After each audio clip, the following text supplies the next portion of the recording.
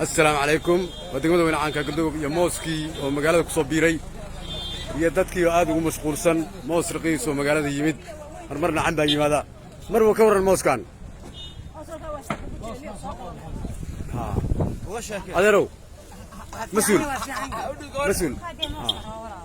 ka waran مسؤول mooska xagee keentay oo magacaaga noogu bilow mooska walaal ani waxa la yiraahdaa Cali Abdi Asiis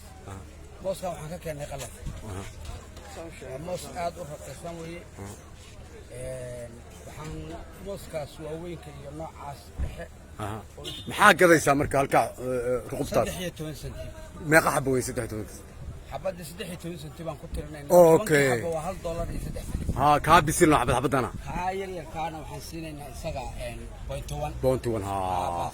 ma laga yaabo marka dambe laabatina cambana ku soo dirtid cambe iyo babay iyo waxyaalaha dalabka noo diyaarsan weey inaan soo qaadno kan iyo khasab iyo waxyaalo badan markaana ku waraysa degmada ma soo horaa u timid may degmada in badan baan ka shaqeeyay laakiin qudaarta hadda rabto awal xul iyo xabaa keenis awal raashin iyo wax noocaas baa dhinaca bariga hadda ganacsiga ma kugu baxaya mas'alada hadda ma soo badanaysaa ma laabanaysaa hadii ay ka dhamaato insha Allah marwo ka war mooskan ku qanacsantiin raqiiska uu yahay iyo laba bari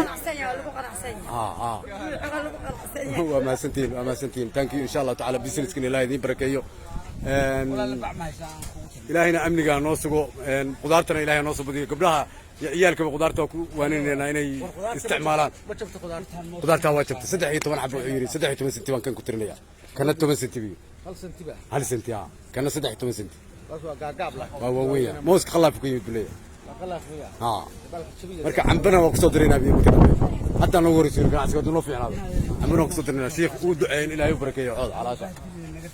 insha Allah ta'ala meesha ku soo wareena degmada weyn caanka ku dowtaanka